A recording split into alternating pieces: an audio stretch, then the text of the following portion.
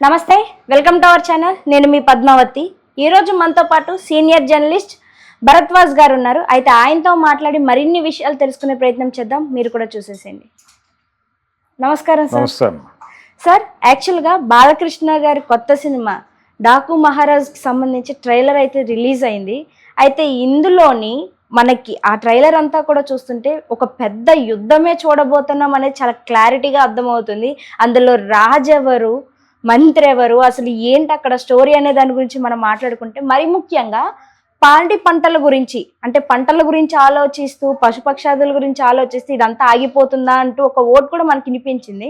అంటే ఇది దేనికి సంబంధించి ఉండబోతుంది అంటున్నారు? అసలు దాన్ని చూసినట్టు మీకేమనిపించింది దాని మీద? అంటే పేదల కోసం పోరాడేటువంటి ఒక ధీరోదాత్తుడైన హీరోని ప్రొజెక్ట్ చేయదలుచుకున్నాడు ఆయన డైరెక్టర్ బాబీ. అందులో భాగంగానే కథని అల్లుకునే ప్రయత్నం చేశాడు ఆయన. అవును. ఈ క్రమంలో ఇద్దరు బాలకృష్ణులు ఉండే అవకాశం ఉంది అన్నట్టుగా ఒక హింట్ ఇచ్చాడు ట్రైలర్లో. 2 క్యారెక్టర్లు ఉండబోతున్నాయని. ఇప్పటి వరకు లేదు, అది ఈ ట్రైలర్లోనే వినిపించింది. అయితే దీనికి సంబంధించి ఒక టెక్నిక్ వాడతారు డైరెక్టర్లు స్క్రీన్ ప్లేలో. మనకి గతంలో మానవుడు దానవుడు అనే ఒక సినిమా ఉంది శోభన్ బాబు గారి. చంద్రశేఖర్ రెడ్డి గారు డైరెక్టర్ ఆ సినిమాకి. ఆయన సినిమా మొత్తం కూడా ఇద్దరు శోభన్ బాబులు ఉన్నారు అని భ్రమ కల్పిస్తూ నడుస్తుంది. చివరికి ఒకడే అని తెలుస్తాడు క్లైమాక్స్లో. దీనికి పూర్తి రివర్స్లో గజ దొంగ సినిమా, ఎన్టీఆర్ గజ దొంగ సినిమాలో ఒక్కడే అని భ్రమ కలిగిస్తూ తీసుకెళ్ళి ఇద్దరున్నారని చివరిలో చెప్తారు. అదొక టెక్నిక్, అదొక స్క్రీన్ ప్లే టెక్నిక్, ఇదొక స్క్రీన్ ప్లే టెక్నిక్. ఈయన ఏ టెక్నిక్ ఫాలో అవుతున్నాడు అనేది కన్ఫ్యూజన్. ఈ ట్రైలర్ ద్వారా ప్రజల్ని కొంచెం కన్ఫ్యూజ్ చేసి థియేటర్లకు రప్పించే ప్రయత్నం చేశాడు ఆయన. ఇందులో అంటే ఒక మాట వినిపించింది, ఫ్లాష్ బ్యాక్ వినిపిస్తుంది సెకండ్ హాఫ్లో. అంటే ఈ క్యారెక్టర్ ఎంటర్ అవుతుంది, డాకు మహారాజ్ క్యారెక్టరు. అంటే ఇది ఎంటర్ అవుతుందంటే అందులో ఒక డైలాగ్ ఉంది, ఒకప్పుడు ఇలా ఉండేది అని. ఈ ఒకప్పుడు ఇవన్నీ చెప్తున్నారంటేనే ఒక చిన్నపిల్ల దగ్గర నుంచి నెరేషన్ మొదలుపెట్టాడు. ఆ చిన్నపిల్ల దగ్గర నుంచి మొదలుపెట్టి మా జీవితంలో భరోసా కల్పించినవాడు, మా కష్టాలు వస్తే ఆదుకునేవాడు ఒకడు ఉండేవాడు. ఇది జనరల్గా ఒక కమర్షియల్ ఫార్ములా.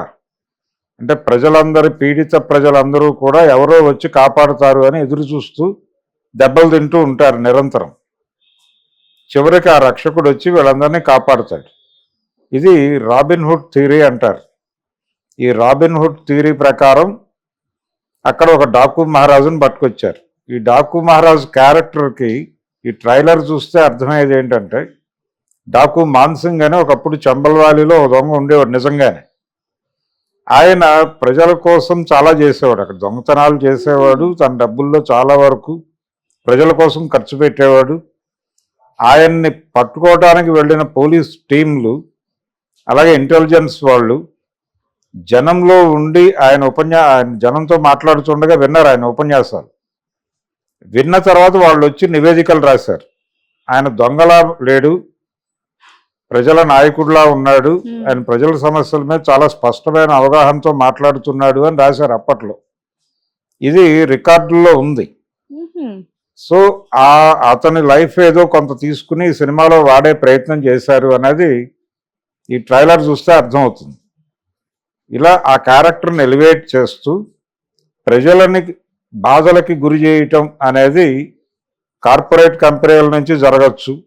ప్రజెంట్ సినారియోలోకి వచ్చి వాళ్ళని అడవుల్లో నుంచో లేకపోతే మరో ప్రదేశం నుంచో బయటకి గెంటేసి నిర్వాసితులను చేసే ప్రయత్నం చేయొచ్చు. దాన్ని అడ్డుకోవటానికి వాళ్ళకు ఒక మహాశక్తి కావాలి. ఆ శక్తి ఒకవేళ 2 క్యారెక్టర్లు అనుకుంటే ఒక బాలకృష్ణ వచ్చి అడ్డుకునే ప్రయత్నం చేస్తాడు. చేస్తే ఇతని నేపథ్యం ఏమిటి అనే దగ్గరికి వెళ్ళినప్పుడు ఫ్లాష్ బ్యాక్లో ఆ క్యారెక్టర్ రివీల్ చేయొచ్చు అనేది ఒక పద్ధతి. ఇలా రకరకాల ఆలోచనలు కలిగించేదిగా ట్రైలర్ ఉంది. టోటల్గా out and out emotional action packed drama అనేది చెప్పాడు ఆయన. నందమూరి బాలకృష్ణ అంటేనే ఎమోషను యాక్షను 2 ఉంటాయి. ఈ రెండు మాత్రమే సినిమాని బతికించలేదు. ఈ రెండిటికి సమానమైన స్థాయిలో సెంటిమెంట్ కూడా ఉండాలి. ఈ సెంటిమెంట్ వర్కౌట్ చేయడం కోసం ఆ చిన్నపిల్ల క్యారెక్టర్లు ఇవన్నీ డిజైన్ చేశాడు ఆయన. డిజైన్ చేసి ఈ ప్రజల కష్టాలు ఇవన్నీ కూడా సెంటిమెంటల్గా రైజ్ చేసి దాని మీద ఈ యాక్షన్ నడుపుతాడు. అది ఆడియన్స్కి ఫుల్ మీల్స్ అవుతుంది. అట్లా ఈ సినిమాని డెఫినెట్గా బాబీ విజయ తీరాలకి నడిపించే ఛాన్స్ ఉంది అనే అవగాహన అయితే ఈ ట్రైలర్ ద్వారా వచ్చింది మనకి. ఇక సినిమా ఎలా ఉండబోతోంది అనేది చూడాలి. 12వ తారీఖు రిలీజ్ అవుతోంది అది పండగ సందర్భంగా. దీనికంటే ముందు 2 రోజుల ముందు గేమ్ చేంజర్ వస్తుంది. దీని తర్వాత సంక్రాంతికి వస్తున్నామని వెంకటేష్ గారి సినిమా వస్తుంది. ఈ 3 సినిమాలు కూడా హిట్ అవ్వచ్చు. 3 మంచి రెవెన్యూస్ సాధించవచ్చు. అంటే మనకి గతంలో వాల్తేరు వీరయ్య, వీరసింహారెడ్డి అంటే పక్క డేట్స్లో రిలీజ్ అయినాయి, ఒకే ప్రొడ్యూసర్. ఆ 2 సినిమాలు హిట్ అయినాయి. 2 హిట్ అయినాయి. కాకపోతే ₹1 ఎక్కువ వాల్తేరు వీరయ్యకి వచ్చింది. అందులో అది మల్టీ స్టారర్ సినిమా, 2 హీరోలు ఉన్నారు కాబట్టి బాలకృష్ణ సోలోగా తన హైయెస్ట్ గ్రాస్ కలెక్ట్ చేశాడు ఆ సినిమాతో, వీరసింహారెడ్డితో. కాబట్టి ఈ సినిమా విషయంలో కూడా మళ్ళీ ఒకసారి ఆయన 2వ హ్యాట్రిక్కి సిద్ధమవుతున్నాడు. 1 హ్యాట్రిక్ అయిపోయింది. ఇప్పుడు 2వ హ్యాట్రిక్కి ఈ సినిమా శుభారంభం పలుకుతుందా లేదా అనేది చర్చ. ఈ ట్రైలర్ అయితే ఇంట్రెస్టింగ్గానే ఉంది. జనాల్ని థియేటర్లకి నడిపించేదిగానే ఉంది. హిట్ ఏ రేంజ్లో ఉంటుంది, ఈ మిగిలిన సినిమాల పోటీని ఎలా ఎదుర్కొంటాడు డాకు మహారాజ్ అనేది చూడాలి. గేమ్ చేంజర్కి అయితే పెద్దగా బజ్ లేదు. దాన్ని క్రియేట్ చేసే ప్రయత్నం చేస్తున్నారు. ఈ సినిమాకి అయితే బజ్ ఉంది. ఆల్రెడీ జనాలలో ఒక ఎక్స్పెక్టేషన్ ఉంది దీని మీద. సంక్రాంతికి వస్తున్నాం అనేది ప్యాసివ్ సినిమా, దాని మీద మామూలు అంచనాలే ఉన్నాయి. ఈ 2 సినిమాల మధ్య ప్రధానమైన పోటీ ఉండే అవకాశం ఉంది. Daaku Maharaaj and game changer. Daaku Maharaaj ఏ రికార్డులు అంటే ఆయనేమో గ్లోబల్ రిలీజ్ ఉంది. ఈయనది కూడా పాన్ ఇండియా లెవెల్లో అవకాశం ఉన్న మేరకు ప్రమోట్ చేస్తున్నారు. అంటే ఈ బడ్జెట్ వర్కౌట్ అవ్వాలంటే మార్కెట్ విస్తరించక తప్పదు కాబట్టి ఆయన ఆ ఎక్స్టెన్షన్ ప్రోగ్రాంలో కూడా ఉన్నాడు. ఏ మేరకు వర్కౌట్ అవుతుంది అనేది థియేటర్లో సినిమా పడిన తర్వాత మళ్ళీ డిసైడ్ చేద్దాం. నిజంగా సార్, అంటే మీరు నాకు 2 స్టోరీస్ చెప్పారు. ఆ రెండింటిని చూసుకుంటే గనక మనకి KGF స్టోరీ ఒకటి కలుస్తుంది దాంట్లోనే. లైక్ మీరు చెప్పిన దాంతో చూసుకుంటే ఎవరు వస్తారు, మనల్ని ఎవరు కాపాడుతారని చిన్నపిల్లలకి స్టోరీ చెప్పి ఆకర్షించడానికి చూస్తారు. అండ్ 2 వచ్చేసి డబుల్ యాక్షన్ గురించి ఆలోచిస్తే కనుక చిరంజీవి గారిది ఖైదీ నెంబర్ 150 సేమ్ ఇదే టైప్ లో ఉంటుంది, డబుల్ యాక్షన్ తోటి. సో ఈ రెండిట్లో మనం ఏది ఊహించుకోవచ్చు అంటారు మీ ఉద్దేశం ప్రకారం? అంటే ఇవన్నీ కమర్షియల్ ఫార్ములానే. ఇప్పుడు KGF లో అతను వాడింది కూడా ఇదే టెక్నిక్. ప్రజలందరూ అది రాబిన్హుడ్ థియరీనే. అవును. అంటే నిజానికి ప్రజలను ఆ భ్రమల్లో ఉంచటం అనేది తప్పు. అవును. ప్రజలు వాళ్ళ సమస్యలు వాళ్ళే పరిష్కరించుకోగలిగే చైతన్యం ఇవ్వగలగాలి ఎవరైనా సరే. అది కాకుండా వాళ్ళందరూ అలా తన్నులు తింటూ దీనంగా ఎవరో వచ్చి కాపాడుతారని. అంటే శ్రీశ్రీ గారి పాట ఒకటి ఉంది, ఎవరో వస్తారని ఏదో చేస్తారని ఎదురు చూసి మోసపోకుమా నిజం తెలిసి మసలుకో అని చెప్పేసి ఒక పాట రాశాడు ఆయన భూమి కోసం సినిమాలో. ఆ పాటలో ఇన్ టోటల్ మీకోసం ఎవరూ రారు, మీ కష్టాలు మీరే తీర్చుకోవాలి, మీ కష్టాలు తీర్చుకోవడానికి మీరే ఏదైనా యాక్షన్ ప్లాన్ రూపొందించుకోవాలి తప్ప ఎవరో వస్తారని ఎదురు చూస్తే మోసపోవడం మాత్రమే జరుగుతుంది, అది ఎవరు చెప్పినా నమ్మకండి అని చెప్తాడు ఆ పాటలో ఆయన.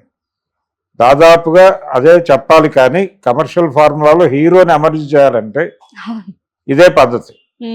జనాలు అలా తన్నులు తింటూ తింటూ ఉంటారు, ఎవరో రక్షకుడు వస్తాడని ఎదురు చూస్తూ ఉంటారు, వాడు దైవ స్వరూపంలాగా వస్తాడు. అది అనేక సినిమాల్లో చూస్తున్నాం మనం. ఒక సినిమా కాదు, ఈ మధ్య వచ్చినటువంటి అన్ని సినిమాల్లోనూ అదే ఉంటుంది. కాకపోతే దీనిలో కొంచెం వైలెన్స్ ఇదంతా కూడా డోస్ పెంచారు. అంటే ఈ ప్రొడ్యూసర్ గారికి ఒక ఇన్ఫ్లుయెన్స్ ఉంది నాగవంశీకి. ఆయన జైలరు, విక్రమ్ సినిమాలు చూసి స్ఫూర్తి పొంది బాలకృష్ణతో ఈ ప్రయోగం చేస్తున్నాడు.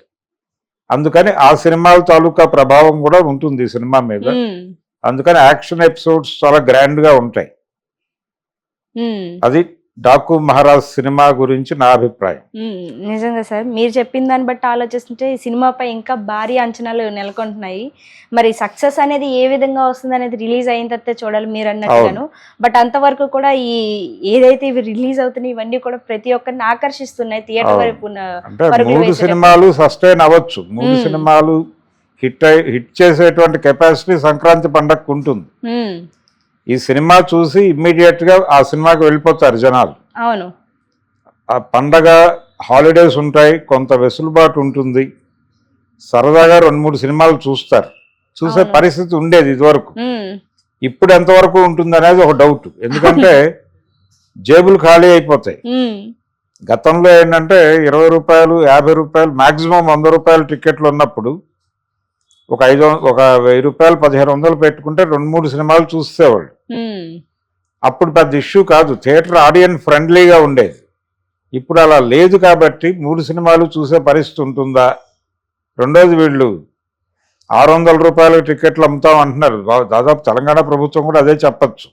ఓకే, చెబితే ఇంత డబ్బులు ఒక సినిమా ఖర్చు పెట్టి ఇమ్మీడియట్ గా రెండో సినిమాకి వెళ్ళటానికి విత్ ఫ్యామిలీస్ వెళ్ళటం కష్టం అవుతుంది.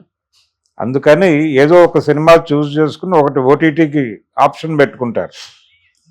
ఇప్పుడు కనిపిస్తున్నది ఏంటంటే సంక్రాంతికి వస్తున్నాం అనేది ఓటీటీకి ఆప్షన్ పెట్టేసుకుని ఉన్న డబ్బులు ఈ 2 సినిమాలకి ఖర్చు పెట్టేస్తే సంక్రాంతికి వస్తున్నాం అనే వెంకటేష్ గారి సినిమా మళ్ళీ ఇబ్బంది పడే అవకాశం ఉంది.